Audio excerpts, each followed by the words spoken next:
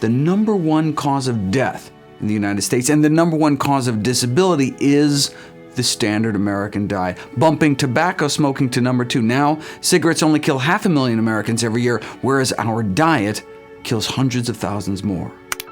As I pursued my career in medicine, I started to learn more and more about the scientific rationale, in a sense, and the health rationale for why giving up meat is a good idea. And I learned about the health repercussions of our heavy meat-based diet in the US, heavy dairy-based diet, heavy egg-based diet, and how it is literally killing us. We're getting heart disease and stroke and cancers associated with these types of foods at much younger ages than we ever did before.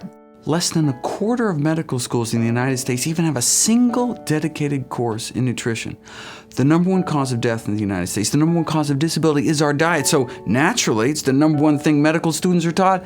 No. On average, medical students get less than 20 hours of nutrition training during thousands of hours of clinical instruction. So they graduate without this powerful tool in their medical toolbox. When we eat meat, we're eating a lot more than just the flesh of an animal. We're eating what the animal ate, and we're eating the drugs that the animals were given. So we are eating not only the meat, but we're eating the antibiotics that were fed to the animals. We're also ingesting the bacteria that are running rampant in these animals.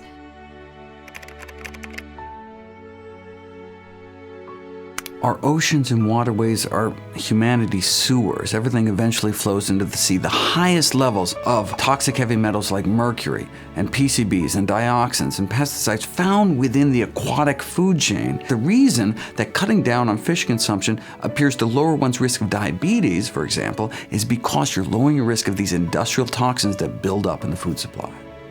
Yes, plant-based diets can prevent, arrest, and reverse some of our leading causes of disability, but for young people, it's not just about living longer, but feeling better. Plant-based diets can clear up one's skin, reduce acne, easy weight loss, improve athletic performance, and people eating a variety of whole plant foods will have no problem as long as they're sustaining their calories. In fact, vegetarians, vegans get about twice the estimated average requirement of protein in this country, so protein's the least of our concerns.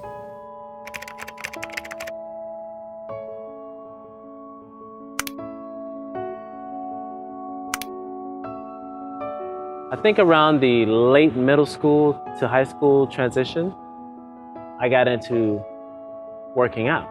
And I started reading magazines, really watching Arnold Schwarzenegger movies, and getting into comic books. And I wanted to look like that. That made me think about competing.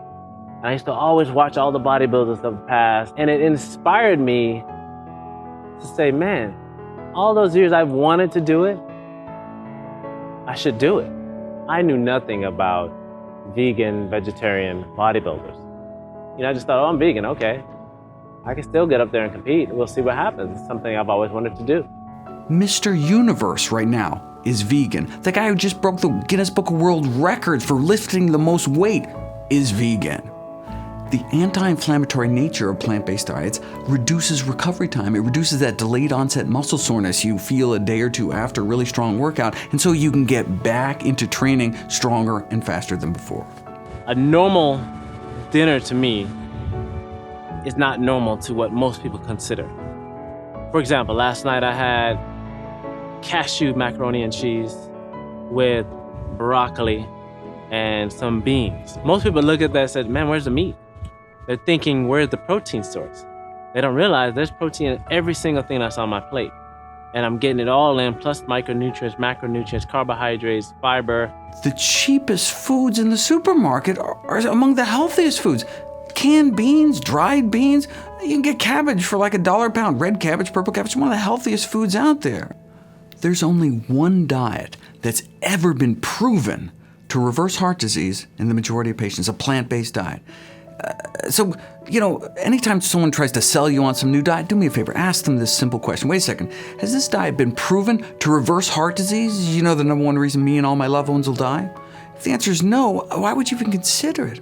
If that's all a plant-based diet could do, reverse the number one killer of men and women, shouldn't that be the default diet? until proven otherwise, and the fact that can also be effective in preventing, arresting, or reversing other leading killers, type 2 diabetes and high blood pressure, would seem to make the case for plant-based eating just overwhelming. The World Health Organization's IARC has officially classified processed meat as a Class 1 carcinogen. That's the highest level of risk. So, we are as sure that processed meat causes cancer as we are that asbestos causes cancer. Smoking causes cancer, right? So we're talking about bacon, ham, hot dogs, lunch meats, and chicken nuggets. These are the things that the federal school lunch program is feeding kids, yet we know they cause cancer. People have this idea that chicken and turkey are healthier than red meat. The fact is, though, chicken and turkey have the same amount of cholesterol as red meat does.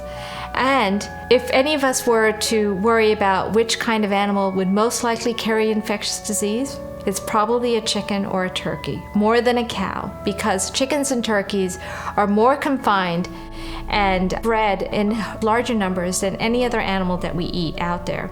Salmonella-tainted eggs, according to the FDA, sicken 142,000 Americans every year. There's an egg-borne epidemic every year in this country. People in government who should know better and should do better, and public health folks and doctors. Also, most of them eat animals. They eat meat, eggs, and dairy. And so they have the same blinders that everyone else does when it comes to looking at how factory farming, how raising animals for food is impacting our health. Being a vegetarian, and even better, being a vegan, is not only good for animals, but good for us.